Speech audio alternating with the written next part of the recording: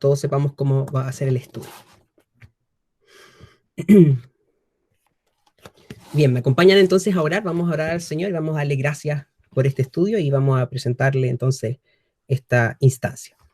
Señor amado, te queremos dar gracias en este día por tu amor, por tu misericordia.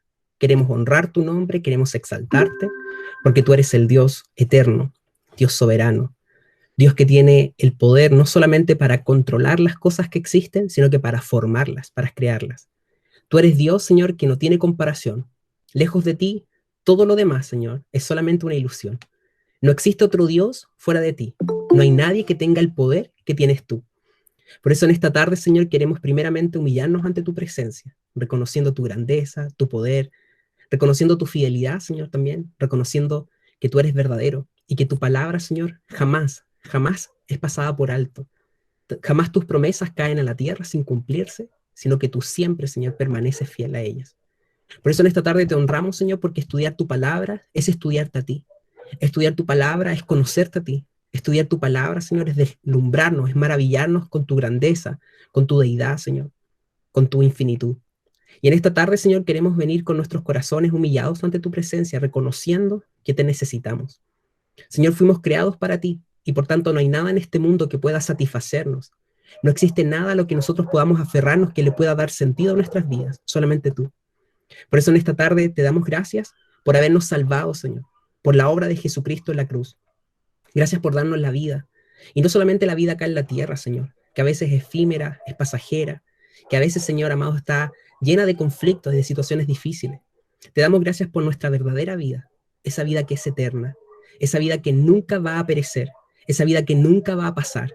Y en esta hora te honramos a ti, Señor, porque tenemos una esperanza, Señor, que jamás, jamás se va a marchitar. Y en esta tarde queremos abrazar esa eternidad, Señor, y queremos enfocar nuestros ojos allá arriba, en los cielos. Por eso te pedimos, Señor, que toda distracción, todo pensamiento que esté ahí en nuestro interior recurrente, toda quizás ansiedad, Señor, toda preocupación, pueda en esta tarde ser llevada a los pies de Cristo. Y que tú nos concedas por medio de tu Santo Espíritu, Señor, ser iluminados en nuestro entendimiento, para que los ojos de nuestro entendimiento puedan ser desvelados y podamos conocer la grandeza de ti, Señor. En esta hora te pedimos, Dios, que tú bendigas a cada uno. Y te pido en forma especial por la Clo, Señor, que se une hoy. Te damos gracias por su vida y te pedimos, Señor, por sanidad para su corazón y para su mente y también para su cuerpo. Te pedimos, Señor, que tú obres un milagro poderoso, como lo has hecho hasta el día de hoy, Señor. Y te damos las gracias porque su vida está en tus manos. Y gracias, Señor, por esta instancia de comunión, porque podemos ser iglesia en medio, Señor, de una pandemia global, en medio de dificultades, adversidades. Podemos, Señor, reunirnos y podemos estar en un solo corazón. Y yo te pido, Espíritu Santo, que tú nos concedas enfocarnos hoy en Jesucristo, que tú guardes nuestro estudio para que podamos aprender de ti, Señor. Que tú nos guardes de interpretaciones privadas, Señor, de juicios que sean humanos. Guárdanos, Señor, de herejía, Señor, de errores. Y guíanos tú, Espíritu Santo, a toda verdad. Te lo pedimos en el nombre de Jesús. Amén y amén. Bien, amigos y amigas, un gusto verlos una vez más. Nosotros nos juntamos todos los domingos y los miércoles y estamos estudiando la Biblia. El propósito de estudiar la Biblia, como muchas veces lo digo, es para primeramente darle gloria al Señor, al reconocer su grandeza, al reconocer su infinitud, reconocer que Él es el Dios de la palabra. Y también tiene como objetivo que nosotros crezcamos a la imagen de nuestro Señor. Es imposible ser santificados si no somos expuestos a la palabra del Señor. Nosotros sabemos que ese es el propósito entonces de nuestra vida. Así que por eso nos juntamos y los días domingos estamos estudiando el libro de Éxodo. Ahora, la idea de que sea un estudio como este y no simplemente una transmisión, ¿cierto?, por YouTube o un video ya grabado, es porque acá privilegiamos muchísimo la interacción. O sea, el propósito de esto es que todos podamos hablar, que todos podamos reflexionar, preguntar e ir compartiendo lo que el Señor nos va hablando. Y para hacerlo, como somos muchos, la idea es poder ser ordenados. Entonces, ¿qué hacemos? Usted levanta la manito, los que tienen ahí la posibilidad de levantar la manito, o usted activa el micrófono y pide la palabra y nosotros el resto lo escuchamos, ¿ya? Entonces, la gracia es que ustedes puedan ir respondiendo a las preguntas que yo voy haciendo, vayan participando en la medida que se sientan cómodos y cómodas al hacerlo. Y también, debido a que hay tanta interacción, yo voy silenciando los micrófonos cuando no están hablando para que no haya más ruidos del que debe haber y así todos podamos escuchar más o menos tranquilos. Lo último que me gustaría agregar como esta introducción general al estudio es que cuando ustedes tengan una pregunta, siéntanse total libertad de hacerla y no piensen que los demás estamos juzgando la pregunta o que estamos sacando conclusiones en torno a la pregunta. Si usted pregunta algo, yo no me imagino que usted está luchando con algo en específico o que usted tiene algo en el corazón y que por eso lo está preguntando. Simplemente yo entiendo que usted está preguntando porque quiere saber, ¿ya? Entonces no sientan que, hoy si voy a preguntar esto, a lo mejor qué van a pensar de mí, o van a creer que yo estoy luchando con esto, que tengo un problema en esta área. Y la verdad es que no. Lo ideal es no sacar conclusiones apresuradas así, sino que disfrutar del saber y conocer más del Señor. ¿Está bien? ¿Se va entendiendo más o menos? ¿Sí? Entonces así, siéntanse todos cómodos, cómodas, bienvenidos a los que se fueron añadiendo ahí, cada uno de los chiquillos, que el Señor los bendiga. Y bien, vamos a partir entonces con el capítulo 7. La semana pasada revisamos hasta el versículo 4 del capítulo 7, ahí nos quedamos. Entonces, para darles un repaso más o menos breve sobre lo que estamos viendo el libro de Éxodo, que trata principalmente de la salida del pueblo de Dios de Egipto, de la opresión, de la esclavitud, y cómo son llevados por Dios a cumplir un propósito que Él tenía con ellos desde antes incluso de que ellos fueran un pueblo. Que Él lo había prometido a Abraham, lo había recalcado, ¿cierto? Ratificado a Isaac y a Jacob. Y este pueblo no está de vacaciones, ni tampoco está diseminado por todas las naciones, sino que están nada más y nada menos que esclavizados en Egipto. Han pasado alrededor de 300 a 400 años ahí. Ellos están viviendo bajo el yugo de Egipto, siendo maltratados, siendo denostados, siendo afligidos. Y en ese contexto Dios escucha el clamor, la aflicción y viene entonces en respuesta a su pacto con Abraham y también viene en respuesta, ¿cierto?, a esos clamores y a esa angustia para libertarlos. Pero no solamente Dios viene a libertarlos de un tirón, podríamos decir, o de un día para otro, sino que hay un plan maestro que Dios está ejecutando que incluye no solamente la vida de este pueblo, sino que también a Moisés y también a Faraón y a los egipcios y al resto de la tierra en realidad. Así que estamos nosotros en un punto crítico. Y el punto crítico al que hemos llegado a avanzar, si es que ustedes han visto los otros estudios o han llegado a las grabaciones, nos damos cuenta entonces que Moisés está cumpliendo el propósito con que Dios lo llamó, que es ir y hablar con el rey de Egipto, con Faraón. Pero este Faraón se está negando a dar libertad a este pueblo, pero no porque se le haya escapado a Dios o porque simplemente Dios no haya entendido lo que Faraón quería hacer, sino que esto era parte del plan de Dios y el propósito de Dios. Y Dios entonces tiene un plan que es ya varias veces explicitado en el versículo, voy a leer en un versículo, por ejemplo, versículo 6, o sea, versículo 1 del capítulo 6, que dice, Jehová respondió a Moisés, ahora verás lo que yo haré a Faraón, porque con mano fuerte los dejará ir y con mano fuerte los echará de su tierra. Entonces, el plan de Dios no es simplemente sacar a Israel de Egipto, sino que es sacarlo con poder. ¿Por qué? Porque Dios quiere darse a conocer, no solamente a la vida de Moisés, no solamente a Faraón, sino que también al pueblo de Israel. Entonces hemos llegado a este punto crítico, digo crítico porque finalmente vamos a empezar a ver cómo Dios empieza a obrar. Dios ya ha puesto en marcha este plan. Es un plan que ha traído altibajos, que ha desalentado a veces al pueblo de Dios, pero Dios está obrando su santa y perfecta voluntad. Y vamos a leer entonces el capítulo 7, del 1 al 25, para analizarlo el día de hoy. Le voy a pedir a 2 personas que vayan leyendo, o a 3, para que la lectura sea dinámica. Astrid, ¿puedes leer tú, por favor? El capítulo 7, del versículo 1 al 7. Ya. Entonces, toma en cuenta, le dijo el Señor a Moisés, que te pongo por Dios ante el faraón. Tu hermano Aarón será tu profeta. Tu obligación es decir todo lo que yo te ordene que digas. Tu hermano Aarón, por su parte, le pedirá al faraón que deje salir de su país a los israelitas. Yo voy a endurecer el corazón del faraón, y aunque haré muchas señales milagrosas y prodigiosas en Egipto, él no les hará caso. Entonces descargaré mi poder sobre Egipto. Con grandes actos de justicia sacaré de allí a los escuadrones de mi pueblo, los israelitas. Y cuando yo despliegue mi poder contra Egipto y saque de allí a los israelitas, sabrán los egipcios que yo soy el Señor. Moisés y Aarón cumplieron al pie de la letra las órdenes del Señor. Cuando hablaron con el faraón, Moisés tenía 80 años y Aarón 83. Ahí. Ya, muchas gracias, Astrid. Elías, ¿puedes seguir leyendo tú, por favor, del 8 al 13? Ya. Habló Jehová a Moisés y a Aarón diciendo, si Faraón os respondiere diciendo, mostrad milagro, dirás a Aarón, toma tu vara y échala delante de Faraón para que se haga culebra. Vinieron pues Moisés y Aarón a Faraón, e hicieron como Jehová lo había mandado, y echó Aarón su vara delante de Faraón y de sus siervos, y se hizo culebra. Entonces llamó también Faraón sabios y hechiceros, e hicieron también lo mismo los hechiceros de Egipto con sus encantamientos, pues echó cada uno su vara, las cuales se volvieron culebras, mas la vara de Aarón devoró las varas de ellos. Y el corazón de Faraón se endureció, y no los escuchó como Jehová lo había dicho. Bien, muchas gracias. Marce o Connie, ¿puedes tú seguir la lectura, por favor? Del 14 al 19. Ok, al tiro. Del 14 al 19. Sí. Entonces Jehová dijo a Moisés, el corazón de Faraón está endurecido y no quiere dejar ir al pueblo. Ve por la mañana a Faraón.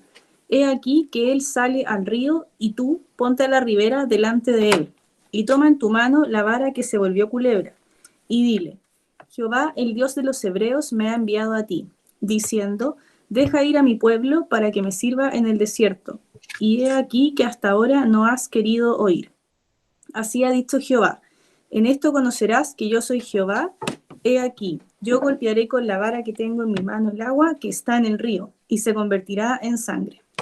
¿Hasta el 17? Hasta el 18. Ya. Y los peces que hay en el río morirán, y heredará el río, y los egipcios tendrán asco de beber el agua del río.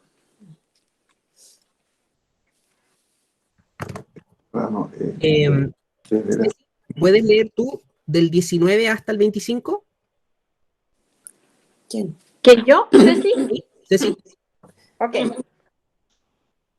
Y Jehová dijo a Moisés, di a Aarón, toma tu vara y extiende tu mano sobre las aguas de Egipto, sobre sus ríos, sobre sus arroyos y sobre sus estanques y sobre todos sus depósitos de agua, para que se conviertan en sangre y haya sangre por toda la región de Egipto, así en los vasos de madera como en los de piedra.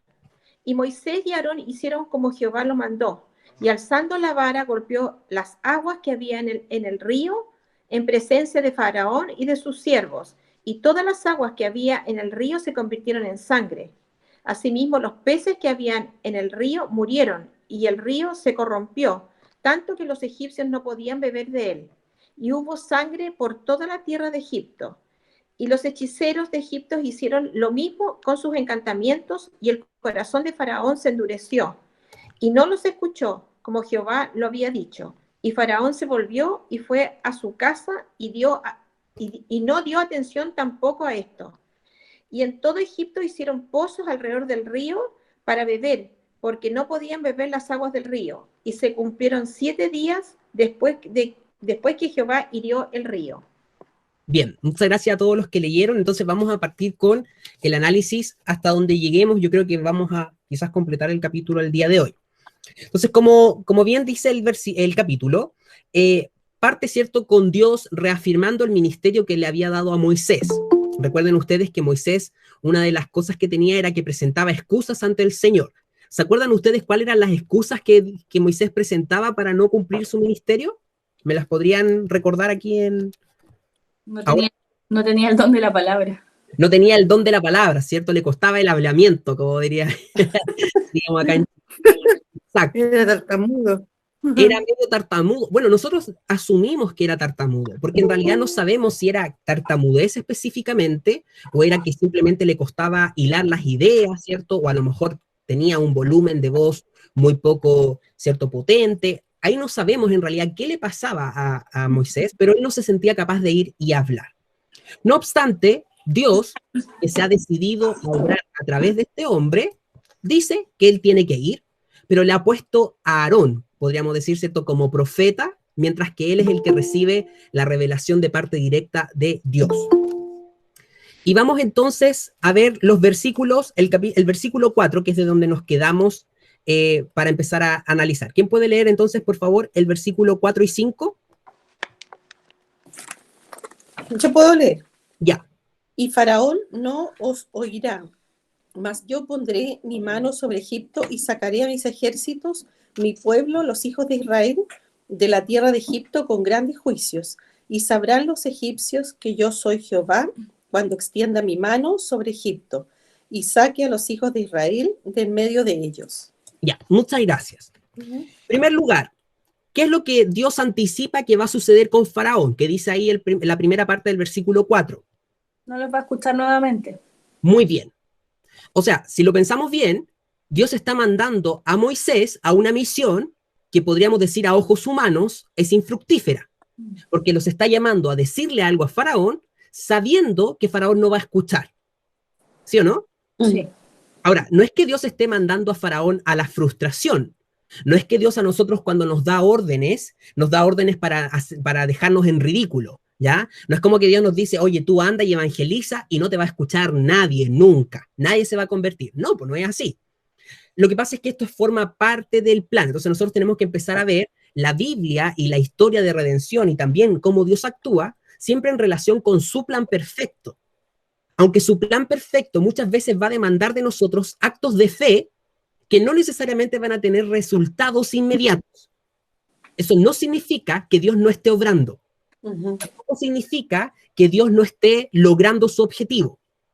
Ya, tú vas a ir y vas a orar por tu hermano, por tu hermana, esperando que haya sanidad o esperando que haya tranquilidad, paz, y resulta que nada mejora. Oye, tengo un problema familiar súper grave, mi papá, mi mamá me tratan súper mal, ya vamos a orar. Y resulta que la cuestión no se calma. Todo anda peor. Oye, no resultó la oración, entonces ¿para qué oro?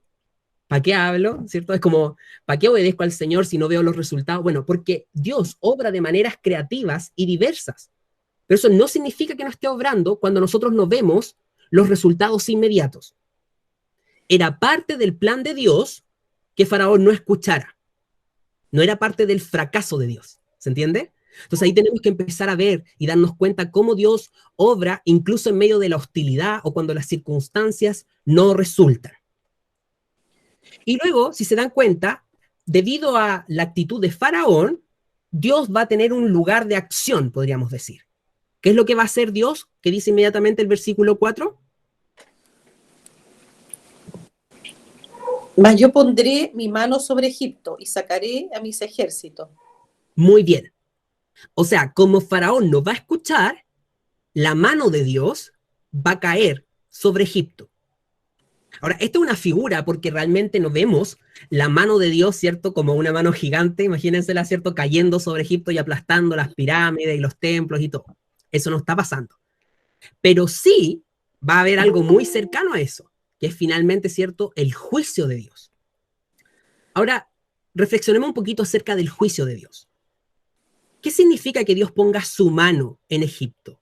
¿Qué creen ustedes por lo que ya saben del relato o por lo que conocen de Dios? ¿Qué significa eso? Que Dios ponga su mano sobre Egipto. Que ellos van a recibir, o sea, van a tener que pasar un sufrimiento, un dolor, porque Dios está poniendo un juicio sobre ellos, un Muy bien, castigo, por decir así. muy bien. ¿Qué más? ¿Qué piensan los demás cuando escuchan la idea de la mano de Dios sobre Egipto? ¿Sí, Delia? Que Él va a mostrar su poder. Muy bien, va a mostrar Dios su poder. ¿Qué más?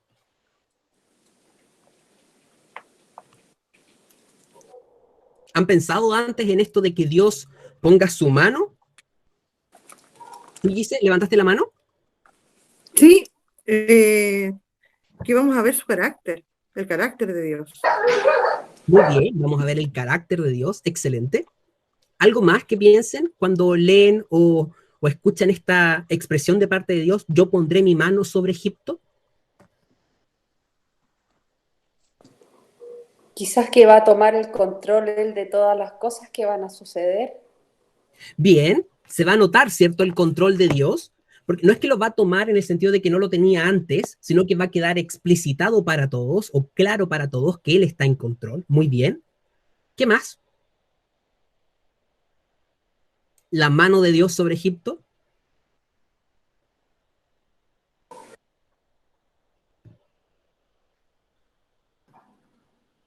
Pipe, yo creo que también puede ser que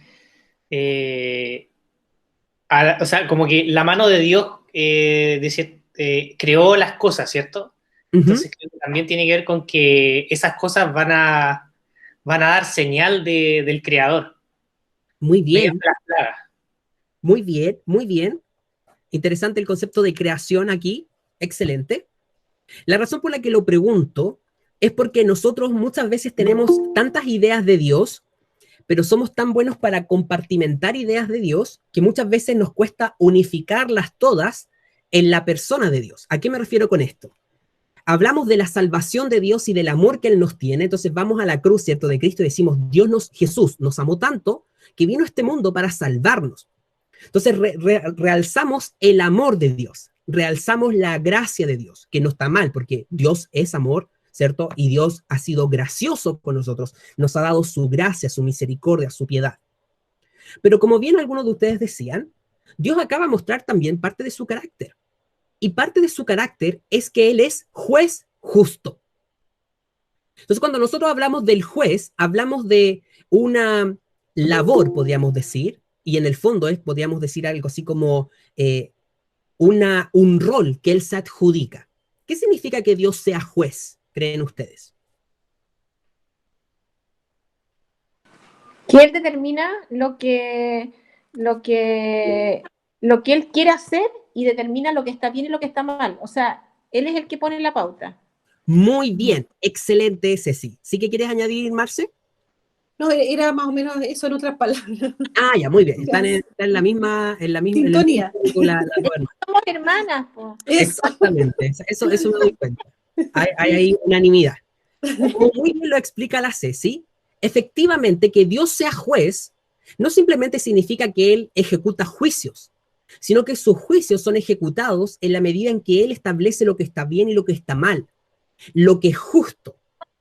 Entonces, cuando hablamos de justicia de parte de Dios, tenemos que entender que estos juicios que Él va a provocar en Egipto, en ninguna medida vienen, como podríamos decir, bajo la altura de las necesidades o que se sobrepasa a los delitos. ¿Ya? ¿Qué quiero decir con esto?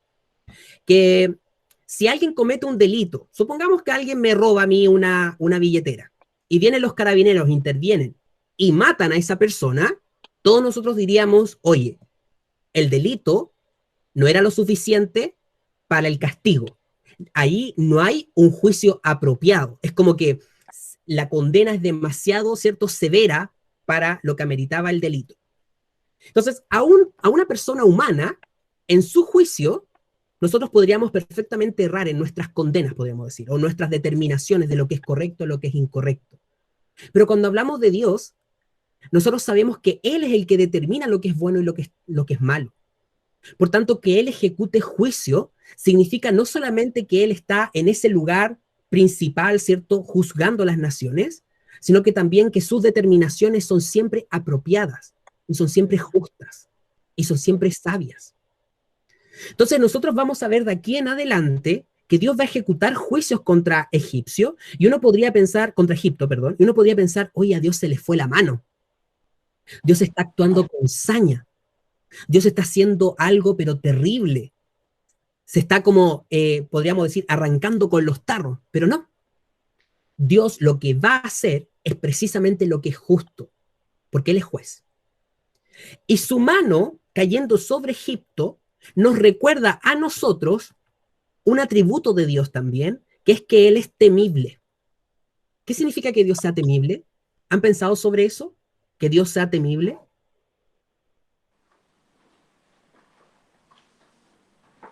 ¿Lo han reflexionado en algún momento? ¿Han pensado en esto? ¿Sí, Gise?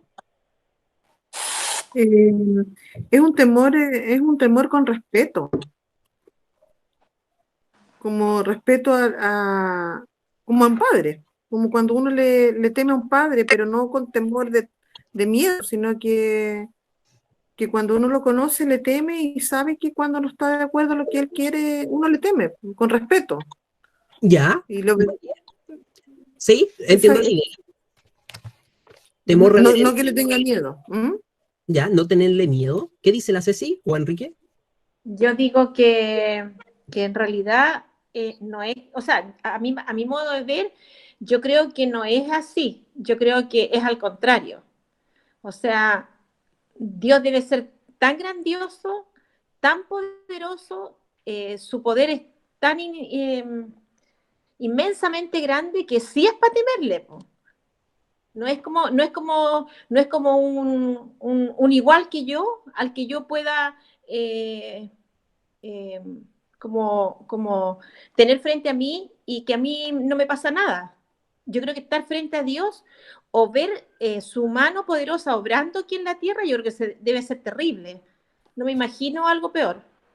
Pero no porque sea malo, sino que o sea, obviamente que no, pues me refiero, no porque sea malo lo que él pueda hacer, sino el hecho de que él no tiene límite para el poder de él. Y nosotros somos limitados. Entonces yo creo que sí es para temerle. Yo creo que si Dios se presentara ante nosotros ahora, o sea, no podríamos resistirlo, yo creo. Muy Eso. bien. Sí, creo que ambas posturas conviven, porque lo que dice Gise efectivamente es verdad. Dios para nosotros es alguien de confianza y por tanto podemos acercarnos confiadamente ante su trono, ¿cierto? Eso dice Hebreos. Sí. Pero también la realidad que menciona Ceci es parte de la experiencia de conocer a Dios. Y de hecho la Escritura constantemente está mencionando este atributo de Dios, que es como su santidad, su inmensidad, su majestad, que nos está mostrando constantemente que el ser humano no puede como presentarse ante Dios así como así, que su presencia es irresistible. No en el sentido de que nos atrae, sino que en el sentido de que nos derrumba, nos hace sucumbir. De hecho, si vamos a ver más adelante, cuando el pueblo de Israel sale finalmente de Egipto y está Dios entregando la ley, Dios empieza a hablar desde el monte Sinaí y está el sonido de trompeta y está el temblor que hay y que despide de esa montaña, que el pueblo le dice a Moisés, ¿sabes qué? Mejor sube tú, que Dios te hable a ti, porque nosotros vamos a morir escuchando a Dios. No es que Dios, como dice la Ceci, quisiera matarlos, no es que Dios quisiera hacer algo malo, pero Él es terrible. Es el adjetivo que utiliza la Escritura para referirse a Dios. Es un Dios temible. Su inmensidad no cabe en nuestra mente y por tanto sobrepasa totalmente la experiencia emocional, intelectual que nosotros podamos tener. Evidentemente Dios da miedo. Incluso Jesús resucitado cuando se le aparece cuando se le aparece a Juan, ¿cierto? En la isla de Patmos para hablarle del Apocalipsis, dice que Juan cae rendido a él como muerto. O sea, es tal el sonido de la voz de Dios, de Jesús, que es una experiencia totalmente, podríamos decir, traumante para el ser humano. Nosotros no podemos, por nuestra condición finita, estar ante el Dios infinito y soportarlo. Entonces, ¿por qué quiero llegar a esto? Porque nosotros tenemos que ver que la Escritura convive en estas dos verdades. Este es el Dios que viene a rescatar a su pueblo y a libertarlo. Este Dios es el mismo Dios que para libertarlo va a traer su mano poderosa sobre Egipto. O sea, es un Dios que escucha la aflicción de su pueblo y en profundo amor va a rescatarlos, pero que a la vez está trayendo un juicio severo y terrible sobre la vida de esta nación. No es que un Dios sea uno o lo otro, sino que es ambos a la vez. Es un Dios que nos ama profundamente, pero que también es temible. Y por tanto eso nos debe llevar a nosotros a una respuesta. ¿Se entiende? Es a una, como podríamos decir, una postura frente a Él.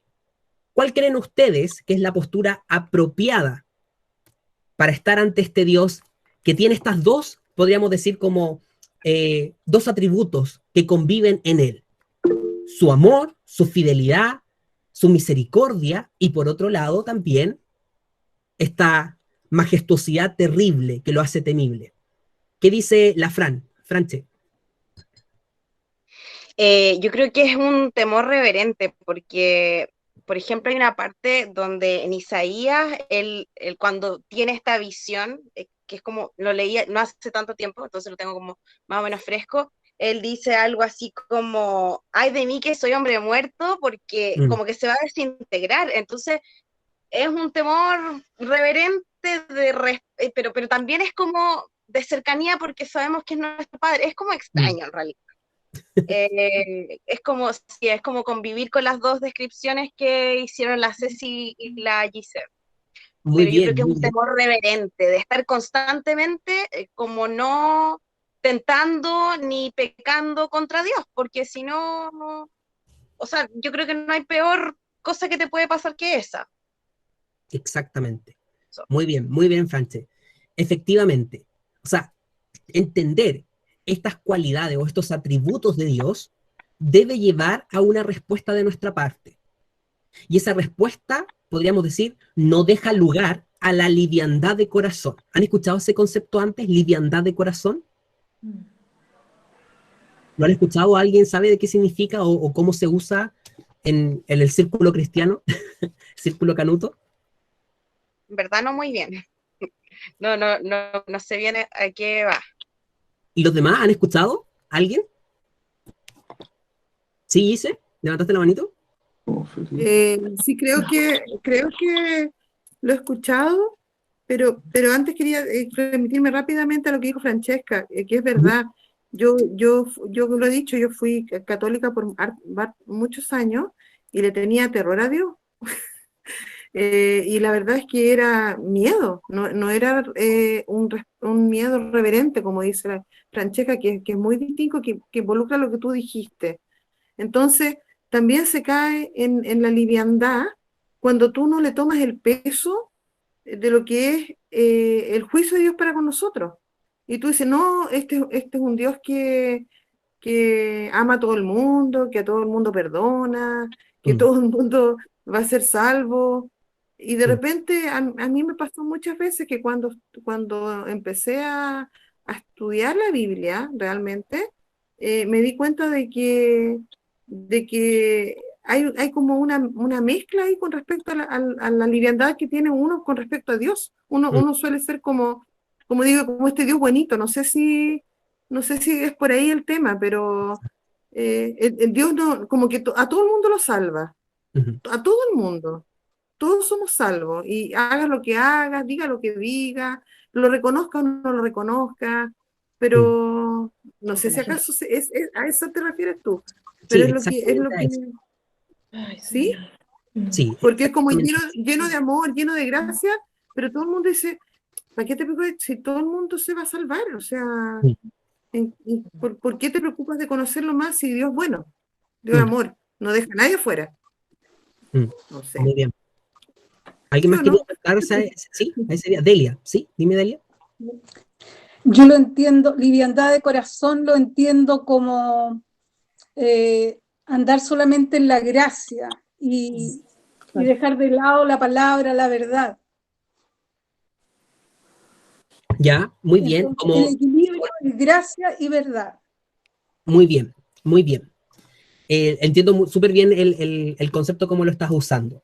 Porque nosotros andamos en la gracia, eso es verdad, pero no debemos utilizar la gracia de Dios o la misericordia de Dios como una excusa para tener una imagen de Dios inferior a la que corresponde, ¿ya? Entonces, ¿por qué quiero como detener un poquito en esto, que parece ser como algo más como rápido? Y que podríamos decir como, bueno, ya vamos a los milagros, vamos a lo que Dios está obrando acá en la vida del pueblo de Israel y con el faraón. Porque en cada aspecto que Dios está mostrando de sí mismo, porque fíjense bien que acá es Dios hablando de él mismo. Él está diciendo lo que él va a hacer. Por tanto, él nos está mostrando lo que para él es importante. Porque podríamos deducir que Dios nunca va a hacer algo solo porque sí. Si algo Dios está haciendo, es porque él estima que eso que está haciendo es sabio, es justo y es necesario. Y que él lo diga con su palabra nos está reforzando entonces que sus acciones responden a estas motivaciones. ¿Se entiende? Entonces Dios dice, yo voy a actuar de esta manera, pero no está diciendo yo voy a actuar de esta manera porque sí. Él está dando cuenta entonces de quién es él. Él se está mostrando. Fíjense bien lo que dice el versículo 5. Sabrán los egipcios que yo soy Jehová. O sea, el propósito de traer su mano sobre Egipto es darse a conocer como el Dios imparable, podríamos decir, como el Dios majestuoso, como el Dios que obra milagros, maravillas, pero no milagros como en términos de que hoy no tengo una mano y me creció una mano, no milagros como solo en esos términos, porque eso es un milagro, pero también es un milagro que el agua se convierta en sangre. También es un milagro que pase el ángel de Jehová y que mata a todos los primogénitos. Eso también es un milagro que Dios va a obrar. Es una señal de que Él es poderoso. Entonces, si nos damos cuenta, Dios, en su juicio, también revela su carácter, revela su santidad, revela su justicia, revela su poder, porque para Dios es importante darse a conocer. Ese es el propósito de parte de Dios. Ahora, como bien la Gise proponía, ¿cierto? Y como lo mencionaba la Franche también, qué importante es que nosotros estemos constantemente examinando nuestro corazón y guardándonos de que nuestro corazón se desequilibre en cuanto a la imagen que tenemos de Dios. Porque nuestra relación con Dios muchas veces viene permeada de cuál es nuestra, podríamos decir, experiencia personal con Dios. Y sabemos que Dios nos perdona, sí. Y sabemos que Dios nos ama, sí. Y eso es indudable porque su palabra constantemente nos dice que nos ama, que nos perdona, que nos quiere. Pero no perdamos de vista también que este es un Dios a quien nosotros le debemos respeto, que le debemos humillación, que le debemos devoción, porque Él es Dios. No olvidemos cuando leamos los siguientes versículos y los siguientes capítulos a Dios obrando estas maravillas y estos milagros, que ese es el Dios que adoramos. Un Dios que, como bien decía la Ceci, ¿cierto? Y que no está para nada exagerando, que si Dios se mostrara y se manifestara automáticamente ahora ante nosotros, caemos fulminados ante su presencia, porque ese es Dios. Es un Dios que nunca vamos a poder echarnos al bolsillo. Es un Dios al que nosotros no podemos ir, levantarnos ante Él y exigirle cuentas y decirle, oye, ¿por qué no has hecho esto? Oye, ¿por qué no has hecho esto otro? Oye, muévete, oye, haz lo que yo quiero. Es un Dios que está por encima de nosotros. Un Dios temible. Dime, Astrid. Sí, es que, bueno, como igual de la mano de lo que decían, bueno, todas, y sumado a lo que en el fondo que Dios es juez, muchas veces nosotros como que tratamos de ser jueces del día a día. No, pero si lo que hice es un pecado chico. No, pero si Dios por eso me va a perdonar, pero, o sea, no sé, siento que cuando trato de pensar cómo piensa Dios es algo inimaginable, pero uno no tiene idea cuál va a ser el gramaje con el que Él nos va como a enjuiciar o cuando llegue el momento, etcétera. Y también esa libertad de corazón va en eso, como que nos creemos más poderosos de lo que somos, siendo que no pasa por ninguna parte de eso, somos ínfimos. Y ahí yo creo que lo que tú decías, como que lo metemos al bolsillo y olvidamos la grandeza que tiene, y no solamente esa grandeza de amor que nos va a perdonar constantemente, sino que también en agradecimiento a esa grandeza y por medio de su gracia, debiésemos estar disciplinados en todo lo que Él nos manda. Entonces, ese equilibrio que cuesta mantenerlo, pero ahí hay que darle día a día. Exactamente, exactamente. El Nico Castillo lo explicaba súper bien, siempre me acuerdo de esto, que él decía, entramos confiadamente ante el trono, con confianza, porque es nuestro papá, pero es un trono, no deja de ser un trono. No podemos olvidar que Él es rey, que está sentado y que como rey es autoridad absoluta. Entonces, que Dios nos ayude en nuestra pequeñez y en nuestra muchas veces carnalidad, a que nos guarde, ¿cierto?, de tener una imagen como, no quiero decir desproporcionada, pero muchas veces como irreal respecto a Dios. Una imagen desequilibrada, donde olvidemos que este Dios que ejecutó estos juicios es el mismo Dios que nos ama, que nos ha salvado y que con el que nosotros convivimos día a día. Como decía la Astrid, muchas veces pecamos y pecamos livianamente porque finalmente no tenemos una idea de la autoridad de Dios. No tenemos una idea de la santidad de Dios. Pensamos que Dios es más tolerante con el pecado de lo que realmente es. Pensamos que le importa menos de lo que realmente le importa. Y pensamos que su opinión vale menos para nosotros. Esos errores, o podríamos decir esos pecados de presunción, de rebeldía, surgen en un corazón que no está al tanto de quién es Dios. Surge en quien no tiene una mirada clara de quién es Dios. Por eso debemos crecer cada día en nuestro corazón, que la imagen de Dios crezca y nos maraville. Y parte de ser maravillados es esto, que podamos compartir sobre esto y reflexionar, que nuestra mente verdaderamente se cautive por la grandeza de Dios, porque Él no es como nosotros. Es un Dios temible, poderoso en gran manera. Las descripciones que la Biblia hace de este Dios es tal que dice que nadie lo mira. Ni siquiera los ángeles, las criaturas que están a su alrededor, que son gloriosas y son seres que nos sobrepasan en fuerza, en esplendor, en poder, cubren sus ojos ante Él. Así de grande es nuestro Dios. Así de poderoso es nuestro Dios. Por tanto, no perdamos de vista que este Dios que está ejecutando este plan de salvación tan hermoso, una redención tan hermosa por un pueblo que ama, también lo está haciendo a través de juicios profundos. Ahora, para volver al versículo, si se fijan bien, el versículo 4 dice, sacaré a mis ejércitos, mi pueblo, los hijos de Israel. Pregunta, ¿por qué Dios dice mis ejércitos? ¿A quién se está refiriendo en el versículo 4? ¿Alguien levantó la manito?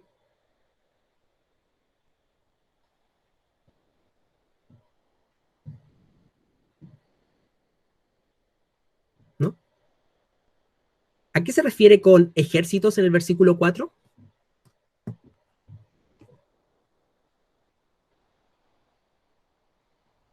Al mismo pueblo, se refiere al mismo pueblo de Israel, porque después lo repite como hartas veces.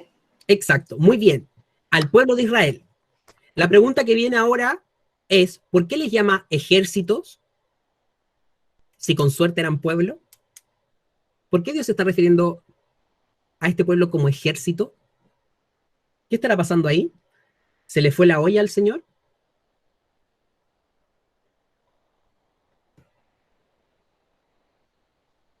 ¿Qué dice Elías?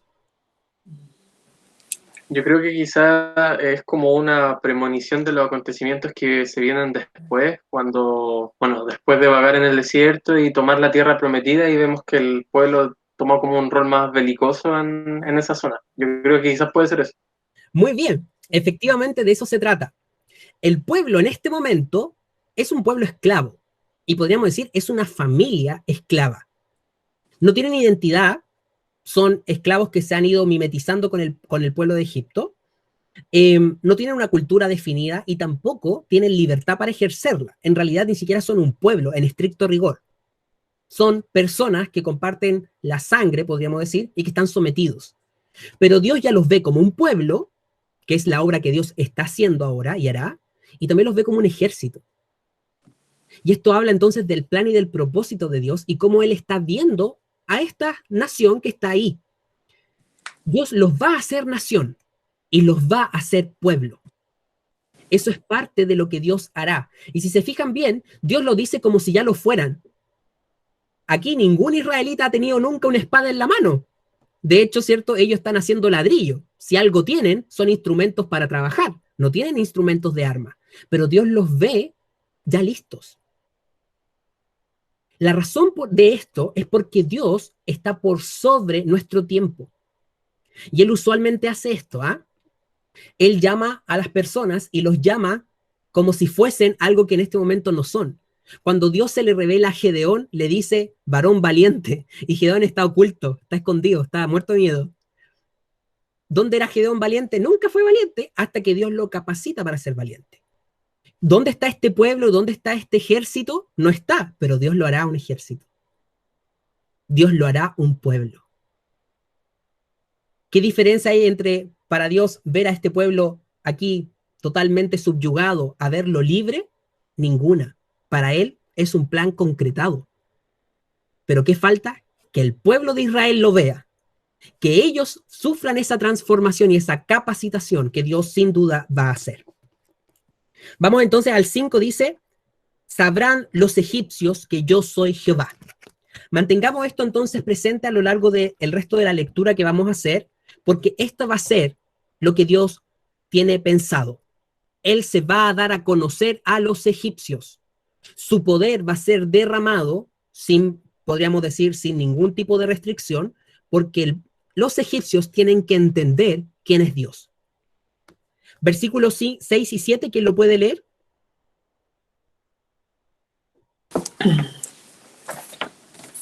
¿Leo yo? Ya. E hizo Moisés y Aarón como Jehová les mandó, así lo hicieron. Era Moisés de edad de 80 años y Aarón de edad de 83, cuando hablaron a Faraón. Bien. Entonces, finalmente, Moisés y Aarón ¿cierto? Deciden a cumplir una vez más con lo que Dios les había mandado hacer.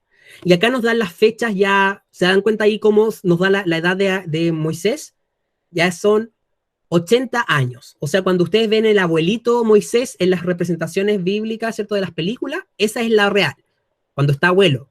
Cuando está joven, así como con una barbita incipiente y como en los 30, no, esa no es. Ahí todavía no ha pasado nada con Moisés. Moisés está viejito. Dios está usando a un hombre, podríamos decir que ya se le pasó, podríamos decir el tiempo, pero no, Dios lo ha llamado. Vamos entonces con el versículo 8. Vamos a ver lo que viene en la porción del 8 al 13. ¿Quién puede leer el versículo 8 y 9, por favor?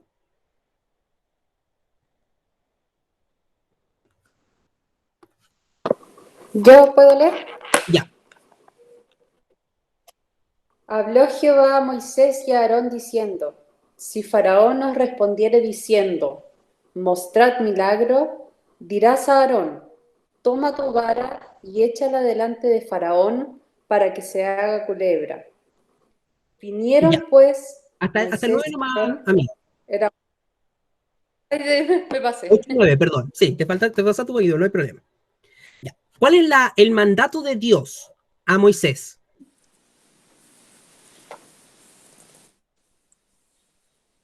Que tomara su vara y la pusiera delante de Faraón. Ya, muy bien. Y que la vara se va a convertir en culebra, ¿sí o no? Sí. Ahora, pregunta. ¿A qué está condicionada esta respuesta? ¿Qué es lo que primero va a venir? La incredulidad de Faraón. Muy bien, ¿por qué la incredulidad de Faraón? Porque él le va a decir como, muéstrame algo para creer en lo que tú hablas. Muy bien. O sea, Faraón lo que va a hacer ante Moisés es decirle, a ver, muestra milagro. Pero como bien dice la Connie, el propósito de esa frase, muestra milagro, ¿cuál es? ¿Con qué propósito Faraón va a preguntar, mostrad milagro? Para ver si lo que Moisés está diciendo es verdad. Para ver si lo que Moisés está diciendo es verdad. Muy bien. ¿Para qué más? No creo que sea para ver si venía de parte de Dios, porque él no creía en Dios, pero podría ser. Podría ser, ¿cierto? Que a lo mejor era para ver, oye, realmente este es el Dios, ¿cierto? El Dios verdadero, o este es un Dios verdadero que hace maravillas, que hace milagros. Porque si se dan cuenta, Dios tiene anticipado que efectivamente Faraón va a pedir un milagro, va a pedir una señal. Pero nosotros acá podemos notar cómo el inconverso, el que no es hijo de Dios, puede pedir una señal de parte de Dios, pero que su motivación no es ver y determinar si verdaderamente Dios es real, sino que lo hace con un afán, podríamos decir, como burlesco, o un afán quizás como desacreditador. ¿Qué dice la Ceci? Felipe, yo creo que también lo hace con un afán de, como él tenía, ¿cómo se dicen estos? Magos, no sé cómo se dice, no eran hechiceros, qué sé yo. Entonces, y ellos creían en eso, yo creo que también para ver pensaban seguramente que lo que Aarón podía hacer, también lo podía hacer en los magos de él. O sea, en el fondo, como hacerle un gallito a Dios. Exacto, muy bien. No sabemos si efectivamente lo hizo para eso, pero entendemos entonces por el contexto que efectivamente Faraón no está para nada impresionado, podríamos decir, con este milagro. Pero acá ya tenemos una demostración de poder. A lo mejor frente a otras demostraciones que Dios va a hacer más adelante, podríamos nosotros decir, oye, pero es más o menos escuálida esta es una vara que se está convirtiendo en culebra. Pero no deja de ser un poder milagroso. Entonces acá tenemos Dios en su misericordia mostrando un milagro que podríamos nosotros decir es inocuo, es decir, no es un milagro que provoca daño, no es un milagro que está afectando a Faraón, es un milagro que despliega el poder de Dios, pero en ningún caso está hiriendo a Faraón. Entonces, el primer milagro que Dios usa es un milagro que podríamos decir apela a la racionalidad de Faraón. Faraón dice, a ver, ¿quién eres tú? Y a ver, valídate, muéstrame una señal de que tú sirves a un Dios de verdad. ¿Y qué hace Moisés y Aarón? Tiran la vara y la vara se convierte en una culebra. O sea, esto no es algo así como que ellos llevaban una culebra bajo el manto y escondieron la vara y tiraron la culebra. No es como un acto de magia, ¿cierto? De ilusionismo. No. Acá el palo se está convirtiendo en culebra. Eso significa que hay un poder detrás que está validando. Si Faraón hubiese tenido un corazón sensible, un corazón, podríamos decir nosotros, blando a Dios, eso habría sido suficiente. ¿Por qué? ¿Por qué creen que yo puedo decir esto?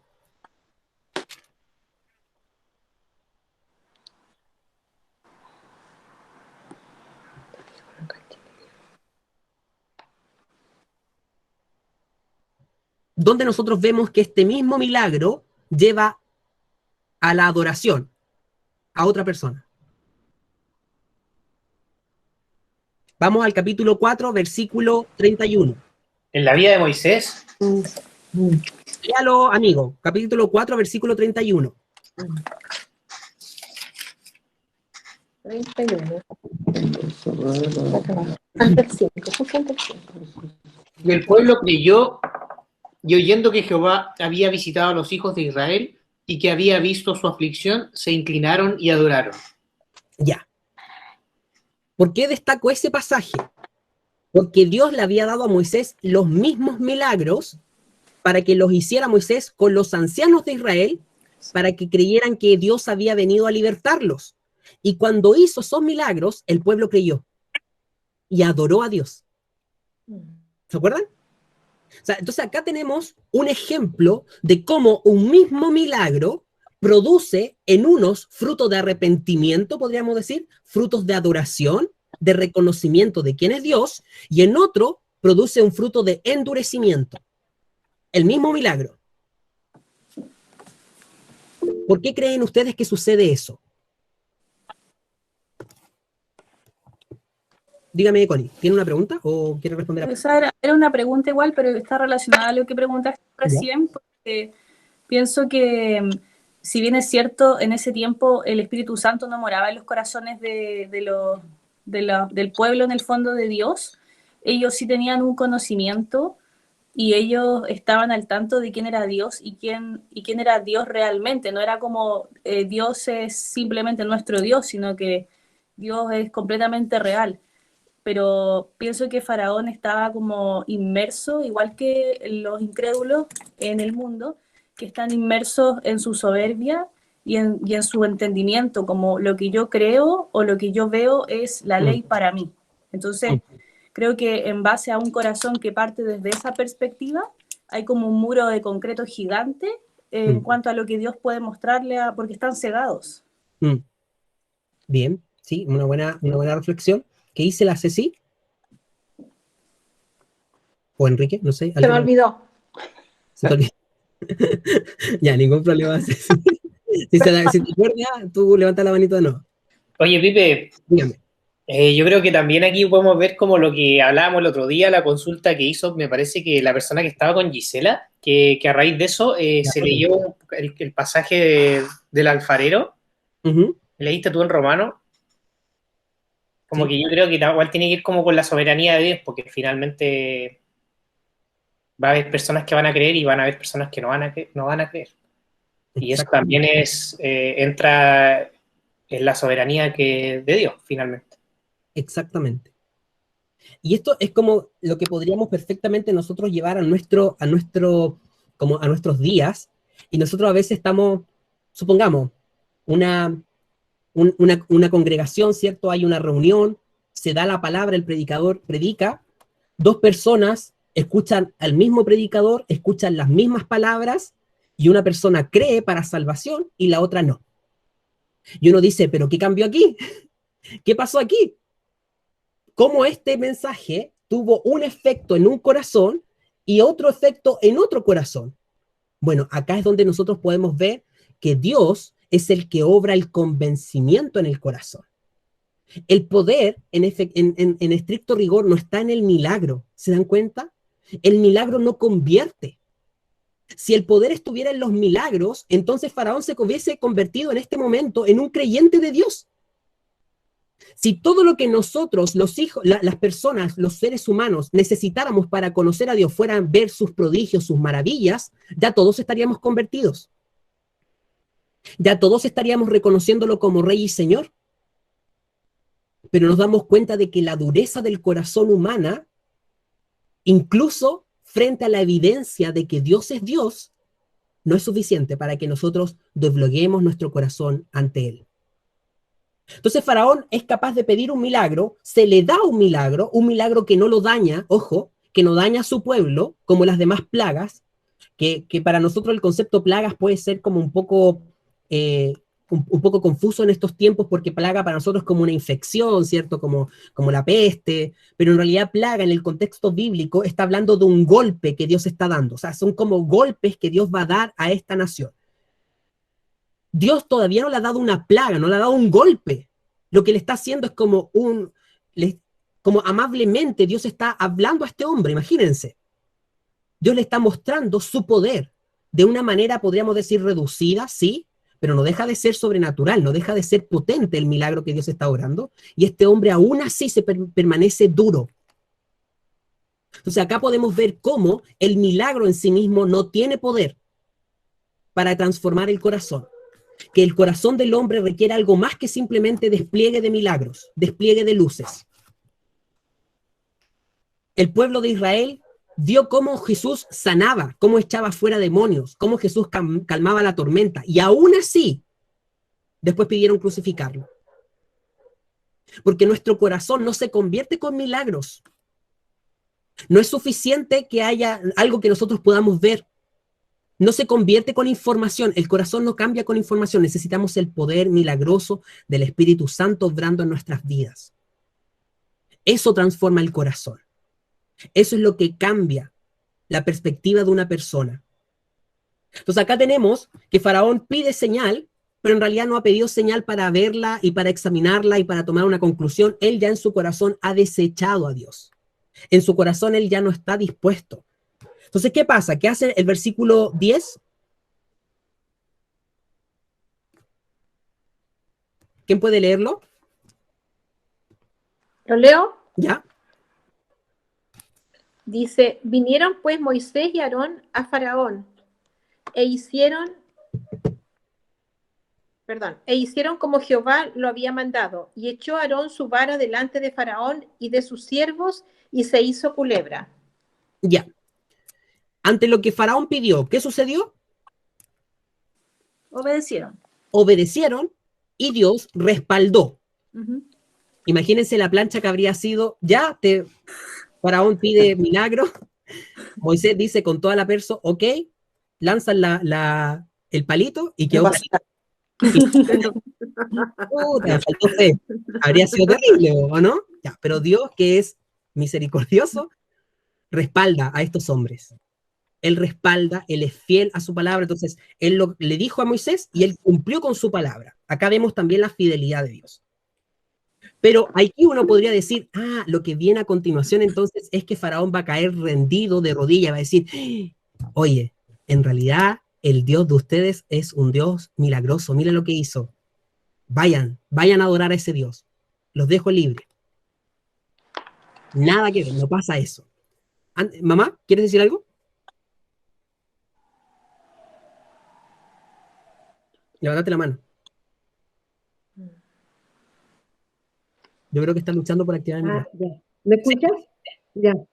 La importancia que tienen los milagros dentro del propósito de Dios.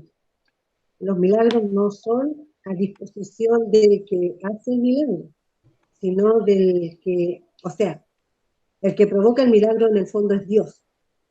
Solamente el instrumento es Moisés. Y Moisés está haciendo justamente lo que Dios quiere en ese momento. Y a veces pensamos que se pueden hacer campañas de sanidad, de milagros, pero no están así. Porque creo que Dios en su soberanía hace como Él quiere. Incluso las personas ni que se lo piden. Porque ahí el faraón está pidiendo señal, pero no con el fin de honrar a Dios, porque él estaba rodeado de magos que hacían milagros. Y eso también está pesando en el corazón del faraón, porque él está mirando, haciendo como un gallito con Dios. perdón la expresión, pero creo eso. Súper. ¿Elías? Sí, es algo que se me acaba de ocurrir. En el fondo, si yo, por ejemplo, en la calle viera una persona ciega y burlescamente le empezara a hacer como señas, sería algo terrible, ¿cierto? Estaría como humillando a esa persona. Yo creo que aquí eso está haciendo Dios con el género humano usando a Faraón, que es como la persona más poderosa. Porque en el fondo él está mostrando su gloria, se está mostrando adelante, pero está como, yo creo, no sé si tú estás de acuerdo, demostrando qué tan ciego es el ser humano cuando Dios no interviene en él por gracia. Y también se hace como este contraste que decías tú en el trabajo de Dios en el corazón, porque en el fondo el único motivo yo creo por el cual el pueblo reaccionó de una manera distinta a los mismos milagros es porque era el pueblo escogido de Dios y no hay otro motivo, y es solamente por gracia. Así como nosotros hoy en día también somos escogidos solamente por su gracia, lo cual obviamente es súper bonito. Eso. Exacto, muy bien, Elías, me gustó lo que dijiste, porque creo que en parte vamos a poder ver eso, finalmente, no sé si como burlesco sería quizás lo apropiado, no sé si no es apropiado tampoco, porque creo que la palabra del Señor dice que Dios se ríe del malvado, entonces podríamos ver de alguna forma que Dios está haciendo ostentación de su poder frente a una persona que va a ser incapaz de reconocerlo hasta el final, porque vamos a ver finalmente que la vida de Faraón sucumbe ante estos milagros y no logra nunca reconocer a Dios como el rey soberano. Vamos entonces al 11, 12 y 13. ¿Quién lo puede leer, esos 3 versículos? Yo puedo leer, ¿sí? Ya. Entonces llamó también Faraón sabios y hechiceros, e hicieron también lo mismo los hechiceros de Egipto con sus encantamientos, pues echó cada uno su vara, las cuales se volvieron culebras, mas la vara de Aarón devoró las varas de ellos, y el corazón de Faraón se endureció, y no los escuchó como Jehová lo había dicho. Bien, entonces, ¿qué pasa? Describe el relato que ha ocurrido todo exactamente como Dios ha dicho que ocurriría. Pero hay algo novedoso para nosotros, que nosotros no sabíamos que iba a ocurrir hasta que ocurre, que es que Faraón llama a los hechiceros y los hechiceros logran replicar el mismo milagro que Dios ha hecho. Esto Dios no se lo advirtió a Aarón y a Moisés. No les dijo, ellos van a hacer lo mismo que ustedes. Entonces pareciera ser que aquí hay como una especie como de descontrol, de nuevo. Yo creo que en nuestra humanidad nosotros podríamos interpretar esto como, ¿qué está pasando? ¿Cómo es posible que Dios permita esto? ¿Cuál creen ustedes que es el poder de estos hechiceros?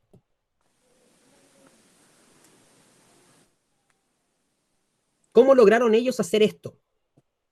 O sea, yo creo que Dios permitió eso, Dios les dio ese poder a ellos con un propósito en realidad. Ya, Dios le da este poder. ¿Qué piensan los demás? ¿Qué dice la Delia? Está silenciada, Delia, por si acaso, tienes que activar el micrófono. Creo que Satanás es el que actúa ahí en los hechiceros. Ya, Satanás. Yo Dice, ¿cómo le da el poder? La Delia dice Satanás. ¿Qué dice lo demás? Sí. creo que, o sea, como que todos hemos leído este versículo alguna vez, pero cuando lo estaba viendo pensaba así como, esto se iguala mucho a lo que Satanás hace para tratar de falsear las cosas que Dios hace con nosotros, como para confundirnos o quienes no conocen a Dios, como hacerlos caer y retenerlos con ellos en el fondo. Entonces pensaba así como, hoy como los hechiceros de Faraón, que representan de alguna manera el mundo incrédulo, también falsearon el milagro de Dios. Exacto. Ahora, yo me inclino a pensar, junto con, como Delia dice, que esto es algo más bien oscuro, es algo que viene de las tinieblas. ¿Por qué? Porque se nos dice que lo hicieron con encantamientos. Es poco probable que haya sido algo así como un truco de hacer pasarse una culebra que en realidad no estaba ahí y que la mostraron como si hubiesen logrado. El versículo parece dejar muy en claro que se tratan de hechiceros o brujos, ¿ya? Y que por lo tanto tenían un contacto quizás espiritual y que con sus encantamientos lograron replicar lo mismo que hizo Dios. Ahora, esto no le podemos quitar el mérito, no podemos dejar de decir, wow, es increíble lo que están haciendo, pero debemos entender una cosa, que lo que los hechiceros están haciendo es para, podríamos decir, como quedar a la par con Dios. Es como demostrar que este Dios no es tan poderoso como ellos dicen que es, o como Aarón y Moisés lo están presentando. Es como, nosotros podemos hacer lo mismo. Entonces, ¿qué hay de impresionante en este nuevo Dios? ¿Qué tanto es digno de que yo lo reconozca y por tanto que permita que este pueblo se vaya, dice Faraón? Total, mis hechiceros hicieron lo mismo. Tenemos el mismo poder, ¿se entiende? Entonces, eso es lo que está como en tela de juicio. Pero hay algo que el versículo 12 rescata, y quizás podríamos verlo como un anticipo de lo que va a suceder después. ¿Qué dice al final el versículo 12? La vara de Aarón devoró las varas de ellos. Ya. Esto es como el final que anticipa un poco lo que va a suceder más adelante. La vara de Aarón, o sea, esta culebra, ¿cierto?, que formó Dios milagrosamente, se comió a las culebras que formaron los hechiceros. O sea, esto es súper elocuente, es como un hecho que habla mucho por sí mismo, ¿cierto? Lo que va a hacer, efectivamente, es demostrar que si bien los hechiceros lograron hacer o asemejarse un poco al poder de Dios, de todas maneras, el poder de Dios es superior. Es una manera en la que Dios está dejándose ver que Él no tiene comparación, aunque lo pueden, entre comillas, tratar de imitar. Pero perdón, Felipe, que me quedó ahí una duda, porque en el fondo ya podríamos decir que puede haber sido Satanás que les hubiese dado ese poder, porque ellos lo hicieron, ¿verdad?, con encantamiento.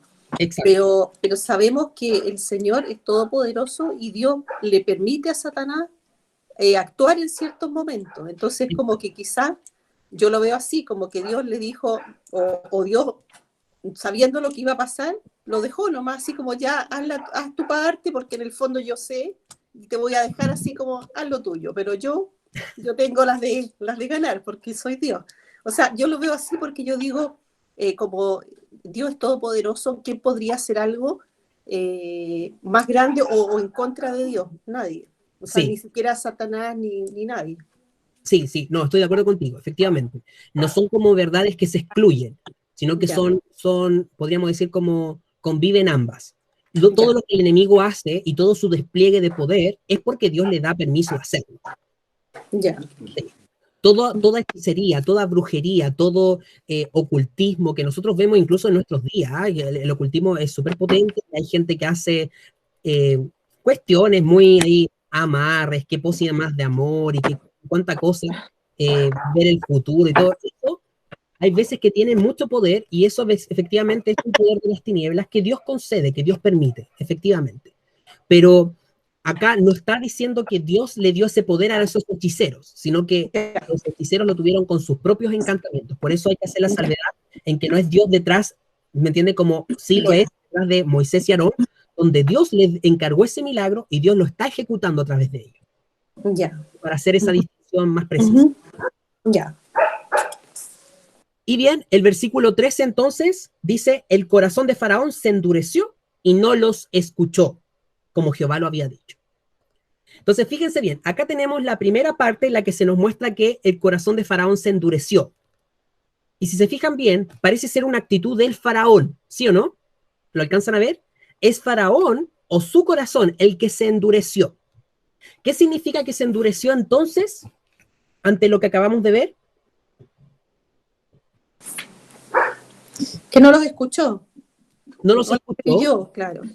Muy bien. ¿Qué más? No creyó. Muy bien. ¿Qué más?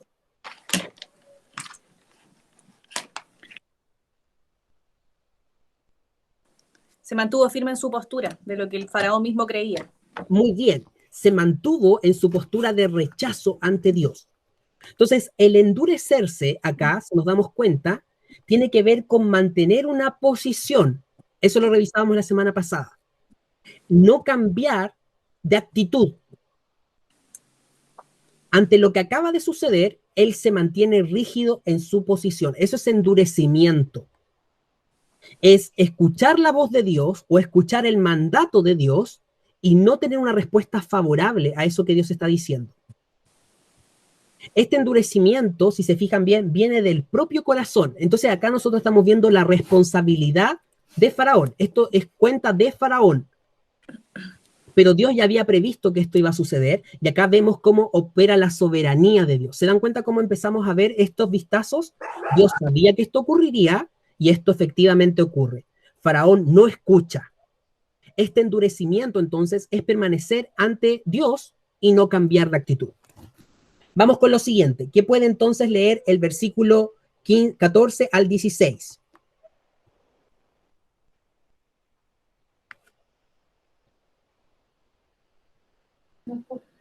Ya yo leo, pibe. Ya. Del 14 al 16. Entonces Jehová dijo a Moisés: el corazón de Faraón está endurecido, y no quiere dejar ir al pueblo. Ve por la mañana a Faraón. He aquí que él sale al río, y tú ponte a la ribera delante de él, y toma en tu mano la vara que se volvió culebra.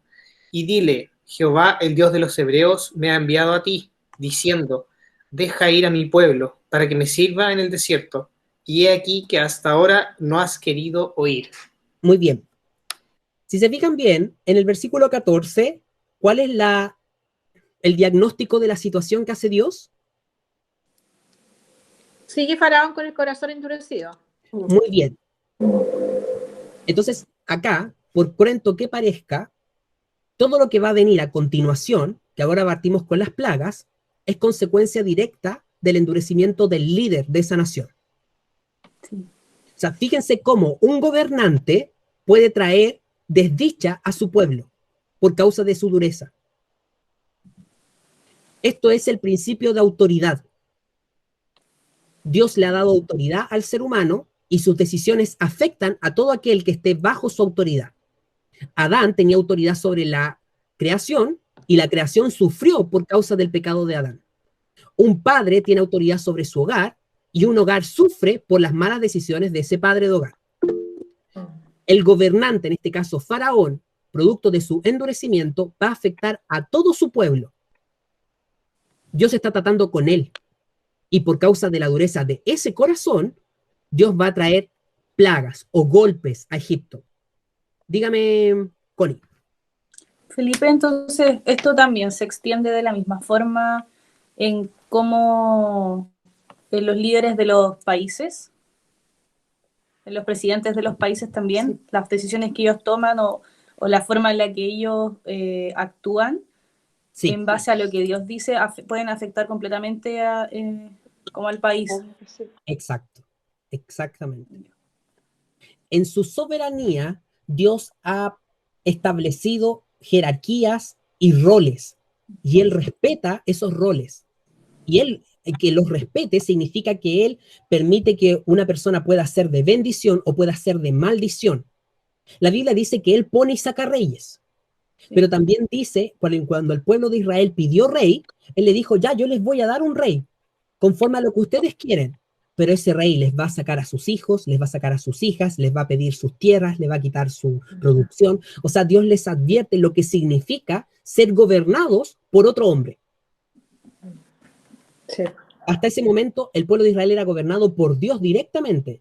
Y el pueblo rechaza y dice, no, queremos Dios, queremos reyes, como todas las demás naciones tienen reyes. Entonces Dios le dice, ok, no te rechazan a ti, le dice a Samuel, me están rechazando a mí, yo les voy a dar un rey y les voy a demostrar lo que significa ser gobernado por un rey. Entonces, tenemos que ver que la monarquía surge como consecuencia de una caída. El imperio monárquico surge como consecuencia finalmente de que el ser humano está lleno de pecado. Y eso trae consecuencias. Y hay reyes buenos en Israel que los trajeron, podríamos decir, al servicio al Señor, rescataron la palabra de Dios, y reyes muy malos que los llevaron a perdición y a juicio. Entonces, esto ¿por qué lo hago esta salvedad? Porque todo lo que sigue a continuación es precisamente porque Dios está tratando con Faraón. Sí. Ahora, todo este pueblo va a sufrir junto con Faraón, porque él es su rey.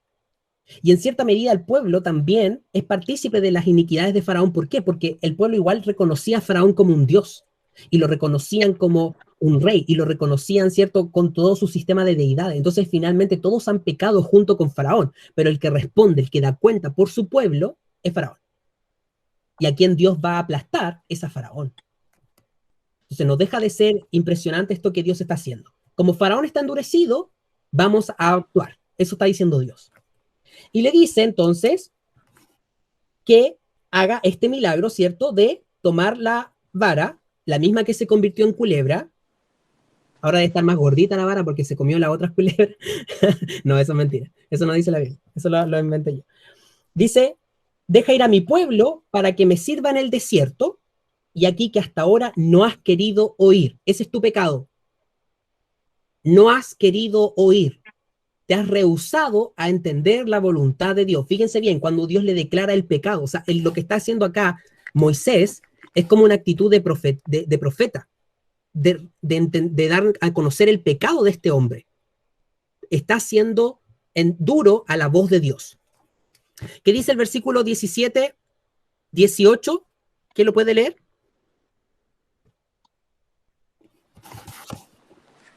¿Lo leo? Sí.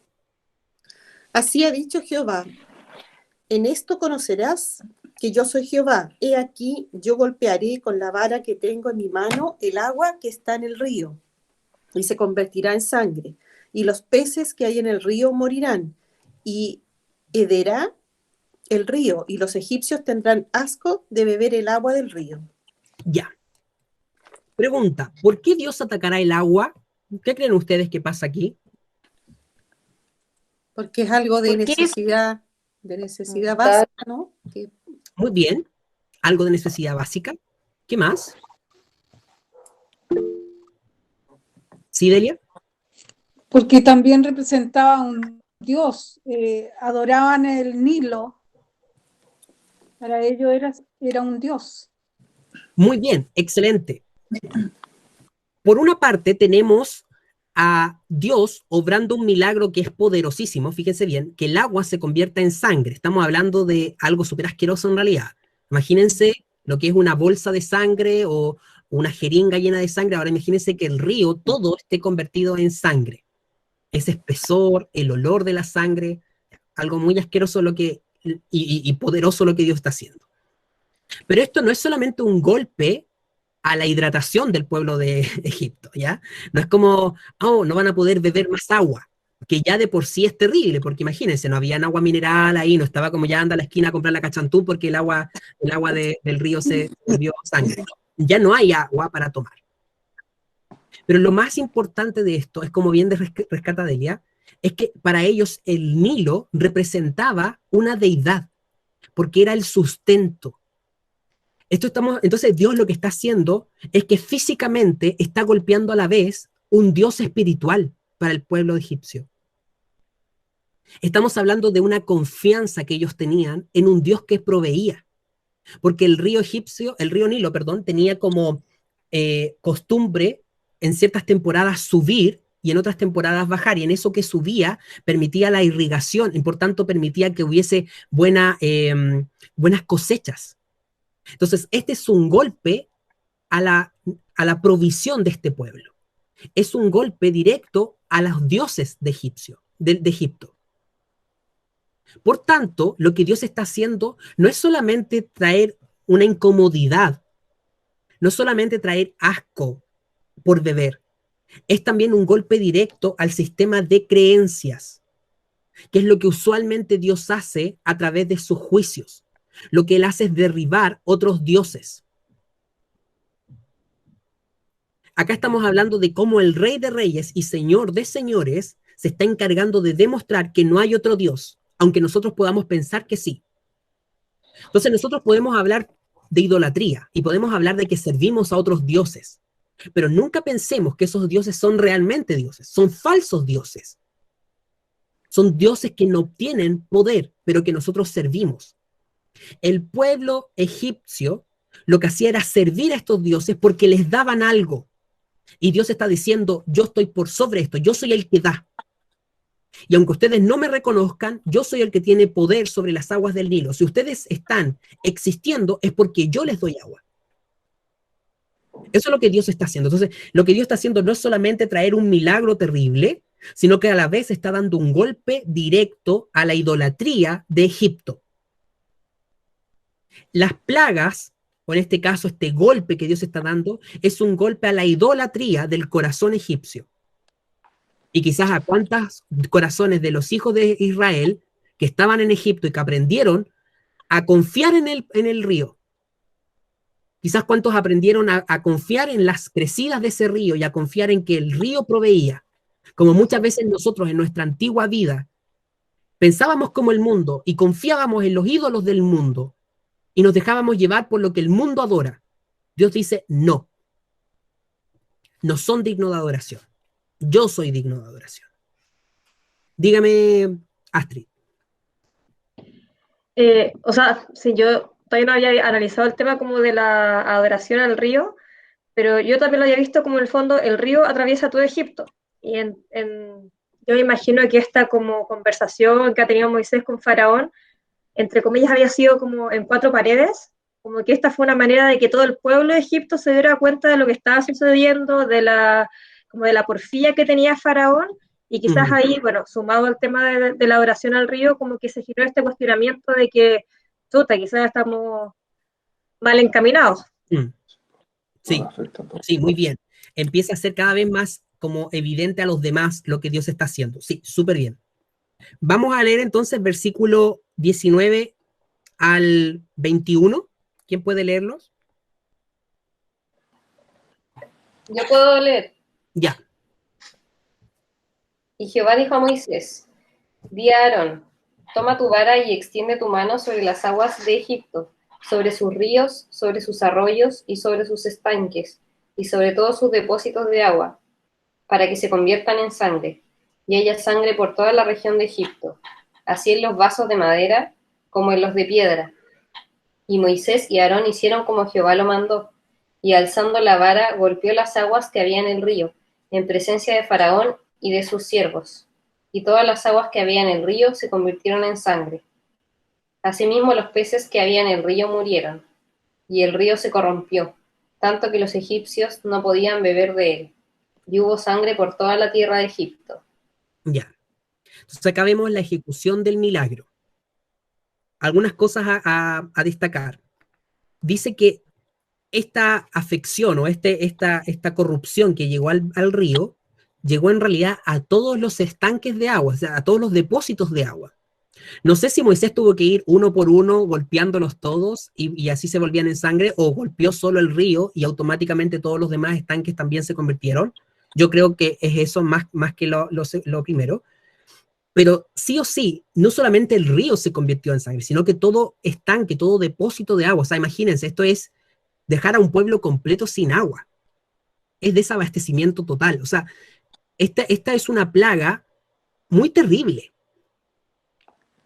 Es un milagro, sí, es poderoso, sí, pero es una plaga terrible.